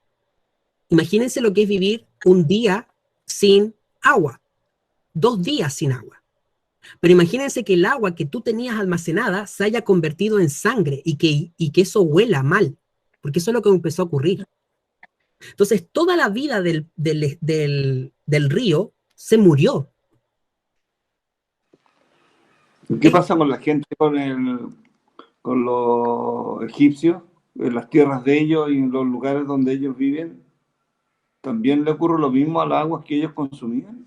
Sí, eso es lo que nos dice el versículo 19. Dice que ríos, arroyos, estanques y depósitos de agua, todo eso se convirtió en sangre. Incluso dice en los vasos de madera, como en los de piedra. O sea, habla del agua que ellos tenían para beber. Entonces, esto pero a los israelitas también, a todo el pueblo de Israel. Sí, acá no dice que hay una diferencia entre Israel y el pueblo egipcio, como en otras plagas donde Dios la Biblia es clara en determinar que Dios protegió de esos milagros a su pueblo. Acá al parecer no hay una distinción. Todo el país está afectado de la misma manera. Entonces, si nos damos cuenta, esto es terrible. Esta es la plaga número 1 Y si la prestamos con atención, ya la plaga número 1 es como para volver el corazón al Señor y decir, Señor, perdónanos, ya vamos a dejar ir al pueblo. Es como que para que Faraón dijera, oye, esto es terrible, vamos a hacer algo. El sentido común nos dice que esto es catástrofe nacional, que lo que Dios está diciendo no va en broma. ¿Se entiende? Es como, es la plaga número 1. Ahora, son 10 plagas. Imagínense si Faraón hubiese recapacitado en este momento. Pero van a venir 9 otras plagas terribles por causa de la dureza del corazón de este hombre. ¿Qué dice el versículo 22 al 25?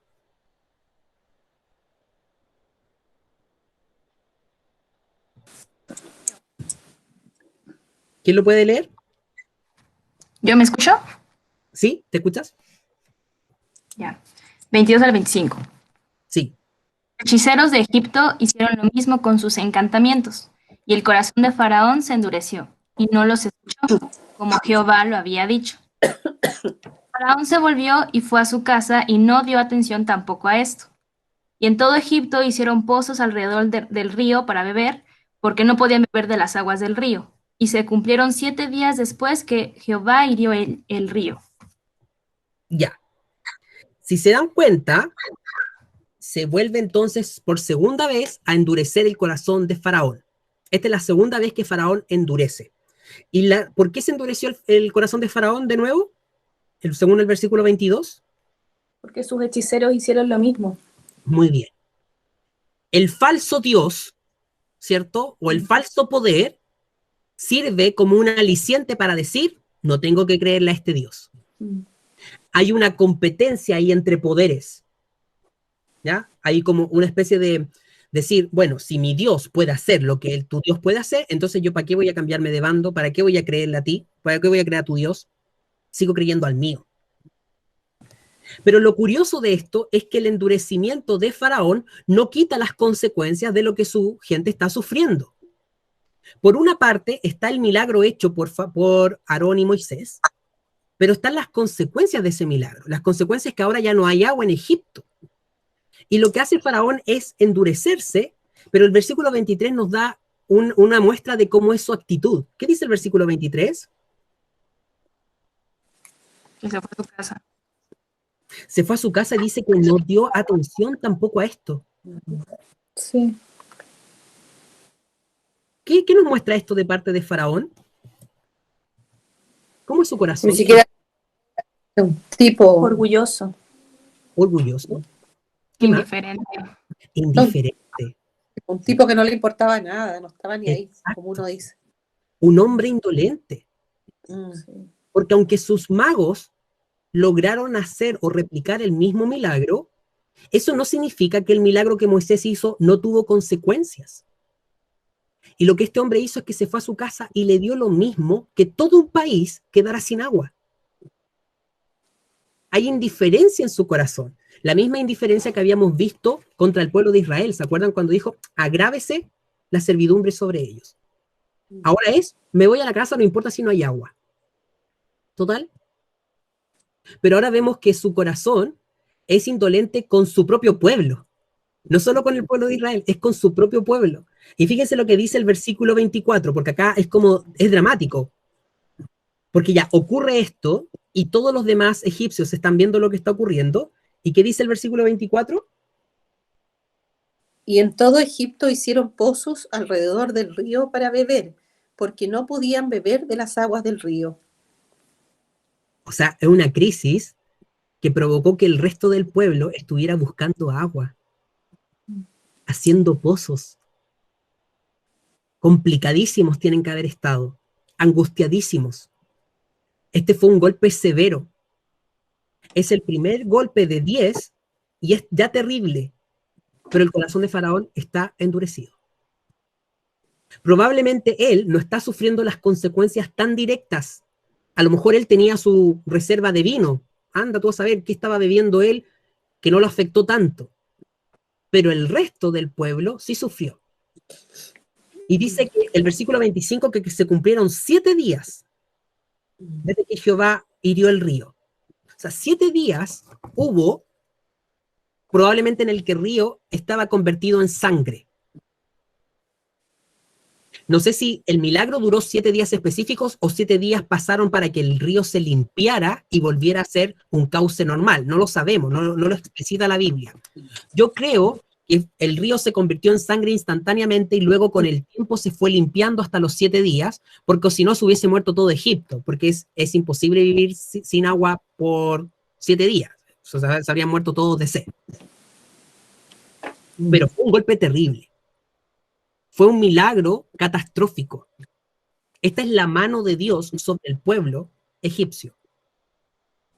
Pero vemos al corazón de Faraón completamente endurecido. Vamos a quedar hasta acá el estudio de hoy. Vamos a dar tiempo para las reflexiones personales, los comentarios que quieran hacer, las preguntas. No sé si alguno tiene para ir terminando por el día de hoy. Vamos con la primera plaga recién.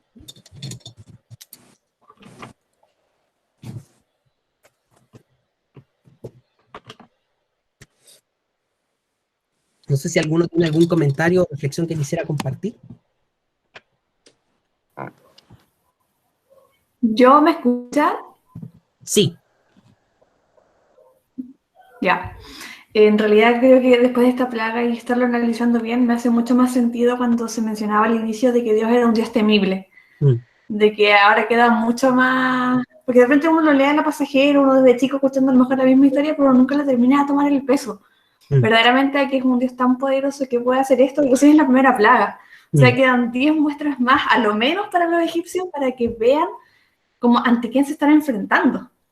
Exacto. Eso, quería comentar. Súper, Vilma, gracias. ¿Alguien más que quisiera compartir su reflexión? ¿Sí, Miguel? Dale. ¿Me escuchan? Sí. Bueno, creo que el relato es, como tú bien dijiste, súper dramático.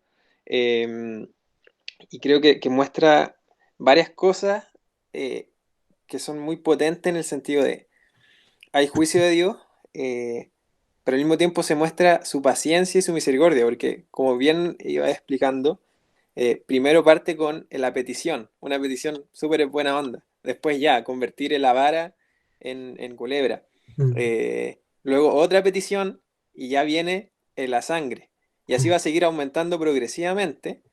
Y dentro de todo uno podría decir, bueno, pero Dios podría al tiro actuar de manera súper dramática, de una manera súper terrible, sin esperar una respuesta. Pero también vemos ese carácter, y que la Biblia lo repite constantemente, sobre todo en el Antiguo Testamento, que Dios es lento para la ira y grande en misericordia. Entonces, claro, es terrible, pero hay una progresión. Y sin embargo, y creo que sale en muchos aspectos, en muchos relatos, que Dios espera, te da un tiempo, te da oportunidades, les da oportunidad al mundo a que se arrepienta, a los líderes, etc. No es automático, no es inmediato el juicio de Dios, siendo que tiene todo el derecho de hacerlo. Entonces a mí me llama mucho la atención esa progresión y el endurecimiento tan grande del corazón de Faraón para no reaccionar. Realmente es sorprendente el juego, eso. Súper, Miguel, muchas gracias. ¿Alguien más que quisiera compartir alguna reflexión antes de que terminemos?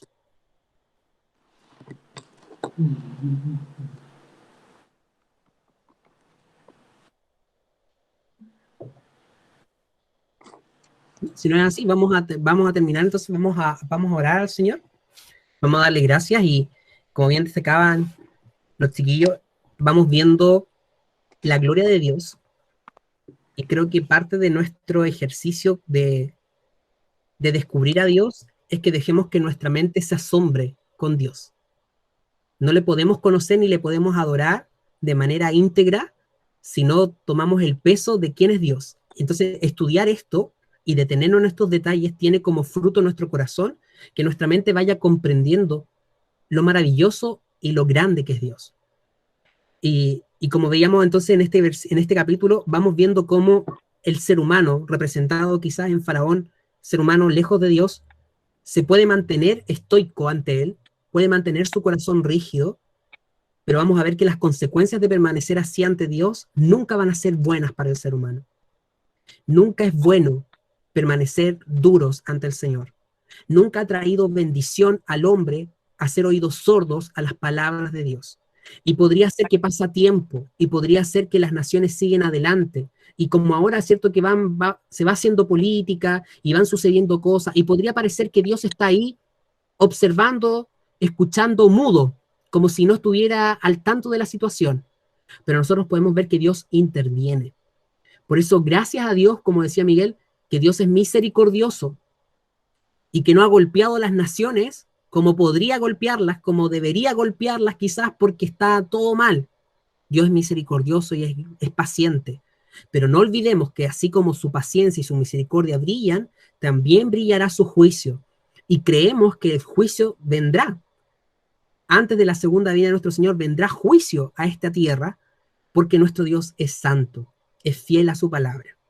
Vamos a orar al Señor para darle gracias y entregar entonces este tiempo de estudio. Acompáñenme ahí donde están a orar. Padre bendito, te damos gracias en esta hora porque estudiar tu palabra, Señor, es conocerte un poco más a ti. Y siempre, Señor, es una bendición hacerlo. Siempre, Señor, es una inversión de nuestro tiempo. Yo te doy gracias por cada uno de mis hermanos, Señor, que ha apartado tiempo de su agenda, de su día, para escudriñar tu palabra. Y yo te pido, Señor, que tú los bendigas con la bendición de que no solamente comprendan, Señor, porque no queremos simplemente comprender a nivel racional o lógico lo que tu palabra nos dice. Queremos que nuestro corazón sea transformado. Señor, ninguno de nosotros tiene el poder para ablandar su corazón ante ti. Ninguno de nosotros tiene el poder para hacer oídos a tus palabras.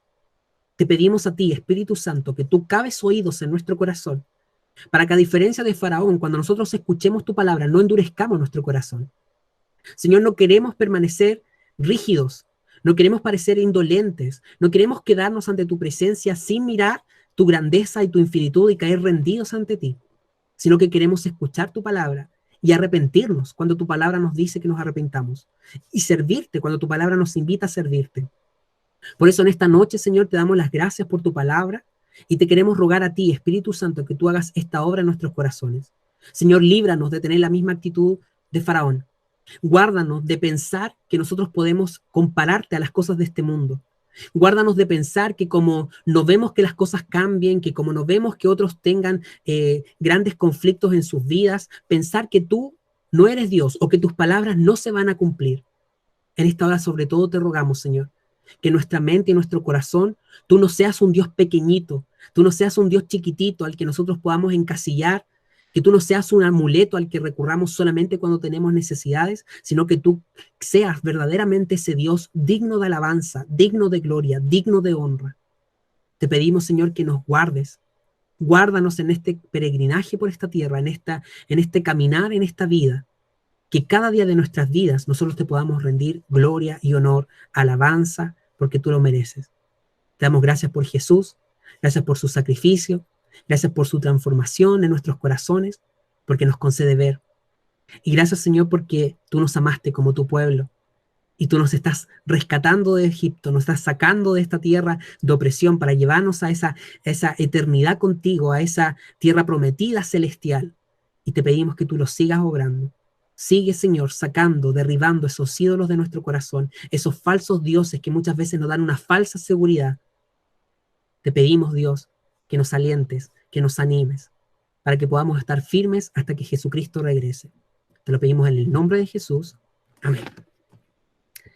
Amén. Amén. Un abrazo, Amén. amigos, amigas. Un gustazo, como siempre, verlos cada domingo. Y si Dios quiere, nos volvemos a ver el miércoles para los que tengan tiempito ahí, para juntarnos Romanos. Y si no, la próxima semana, todos invitados e invitadas. Gracias, Felipe. Un abrazo grande, que estén muy bien. Chao, que estén muy bien. Chao. Chao. Chao. Bendiciones. Chao, chao.